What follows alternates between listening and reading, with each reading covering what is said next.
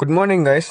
30 டே heart challenge டே 5. நீ காலையில் கொஞ்சம் சீக்கிரம் வேக்கப் போயிட்டு அதுக்கப்புறம் கொஞ்சம் ஃப்ரெஷ்ஷாக போயிட்டு பாலோட தேன் ஆட் பண்ணி குடிச்சிட்டு அதுக்கப்புறம் கிரவுண்டுக்கு கிளம்பிட்டோம் கைஸ். கிரவுண்டுக்கு போயிட்டு 3 கிலோமீட்டர் வாக் போட்டு அதுக்கப்புறம் கொஞ்சம் பேசிக்கான வார்ம் அப் பண்ணி ஸ்ட்ரெச்சிங்லாம் ஃபினிஷ் பண்ணிட்டு இன்னைக்கு செஸ்ட்டுக்கு வந்துட்டு புஷ்அப் போட ஸ்டார்ட் பண்ணிட்டேன் கைஸ்.